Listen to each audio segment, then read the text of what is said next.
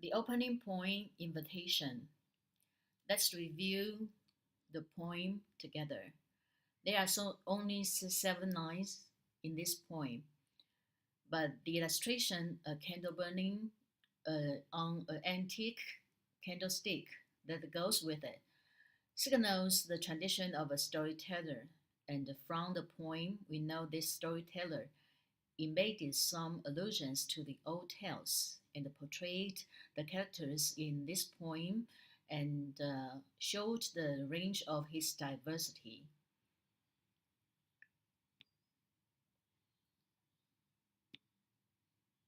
If you are a dreamer, come in. If you are a dreamer, a wisher, a liar, a hoper, a player, a magic bean buyer. If you are a pretender, come sit by my fire. For we have some golden flax tales to spin. Come in, come in. A dreamer is someone who is impractical and creative. A wisher, let me associate with the holidays, such as Christmas. A liar, the most famous liar in the traditional fairy tale is Pinocchio. A hoper refers to optimism. A prayer, of course, is about religion. A match bean buyer, no doubt, we will associate it with Jack and the Beanstalk. A pretender maybe is a schemer.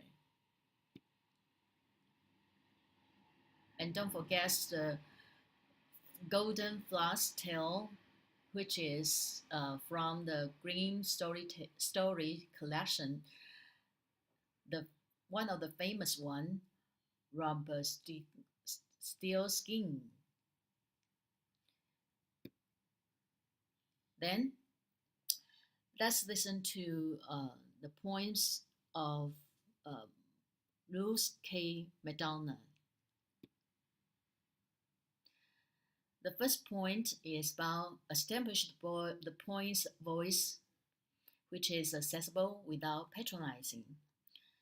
For the child reader, the poem not only introduces convention of the introductory poem in the volume of poetry, but also establishes the poet's voice as one that is comfortable with children, accessible to them, inviting without being patronizing. One of the keys to the book's success is this voice, which is pliable and varied, but always accessible for the child reader. Invitation suggests that the book is like a building, with the first poem as a kind of doorway through which the voice of the poem beacons. The door is open for particular kinds of people, most especially dreamers, but also storytellers from a wide variety of storytelling traditions.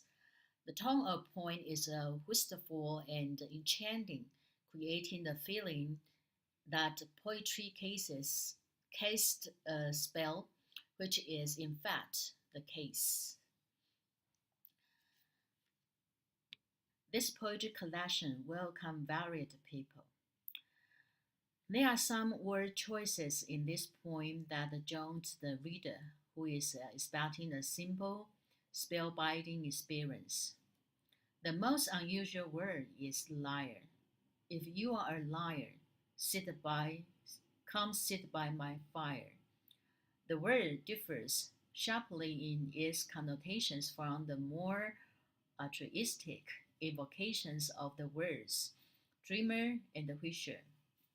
But liar, told tales tellers are part of a long and honored American tradition of telling stories that are more outrageous than any others.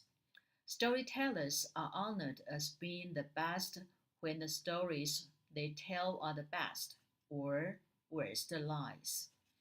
The liar in this poem keeps company with the player, another odd coupling, Since those who are seriously religious do not usually have much in common with liars.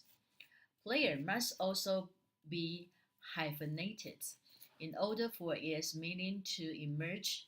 The word is not player, the speech made to a higher power, but the player, the person who makes the speech. The next point is this point is an association with traditional tales. Dreamers, liars, prayers, pretenders, and even the match bean buyer, who recalls the Duke Jack and his beanstalk story, all have something in common: their ability to communicate to others a situation, to create a tale in an outstanding way that is meaningful to the listener or even to God, and to express the desire for an alternative version of reality that is convincing, at least as long as their stories are being told. These kinds of storytellers conceive of a world that is better than the everyday. And like poets, they present that world for others to enjoy. Some, like the players, are more ardent and sincere than the liars and the pretenders. But in all cases, these storytellers' skills are not just in imagining the world, but also in making it accessible and enjoyable to others. The image of match bean buyer is the first in Silverstein's consistent pattern of borrowing images from other literature for children, both poetry and prose. Here, Jack's act of being coined is celebrated, as it is in the beanstalk story. For the simple-minded presence it signals, at some level, Jack trusts the people that he should and puts himself in the way of his own good luck. The beans are, after all, not simply beans, and his belief in their power leads him to good luck, in courage and fortune. By borrowing the patch of the naive simpleton, one can find magic, adventure, riches, and a good time in an evocative story. However, on the other hand, in the story, Jack got fortune, but in this collection, some simple minded persons might get into trouble. And for the reader, reading this collection won't get fortune, but it rejoices with entertainment. The poet's borrowed imagery continues with the invitation to the reader not only enter the door, but also to sit by the fireside and join in the telling of some flash golden tales. Spinning gold out of flash is what Rumpelstiltskin does for this.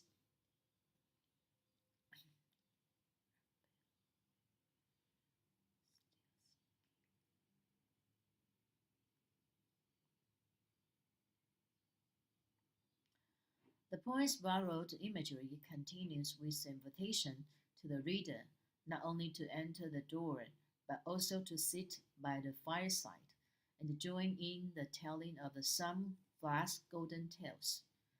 Spinning gold out of flesh is what Rumpelstiltskin does for his damsel in distress.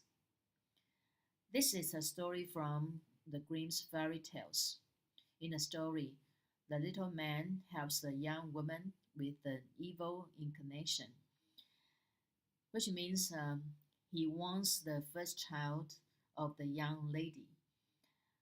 I think this implies during the process of reading this poetry collection, some creepy poems like this will appear. But Madonna's has different ideas from mine. She thinks Silverstein uses this borrowing more to conjure the image of spinning a yarn, as in spinning a good tale, than to evoke a reminiscence. Since the time when the women spun thread at the fireside while telling stories, spinning has been associated with compelling stories. The vast golden image lends the feelings of preciousness, excellence, and antiquity to the kinds of the stories that result from such spinning. The invitation to join the various kinds of storytellers around the fire is encouragement for child readers to be, to be storytellers themselves, as well as to join in the experience of the other's tales. The repetition of the nine come in indicates the eagerness with which newcomers will be welcomed into the experience of the book.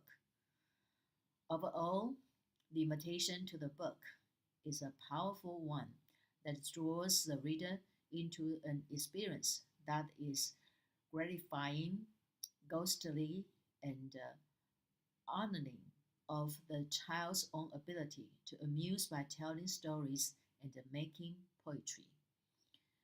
The last point, I agreed with the last point, which is child's own ability to amuse by telling stories and making poetry. And this is also what Silverstein does in this poetry collection.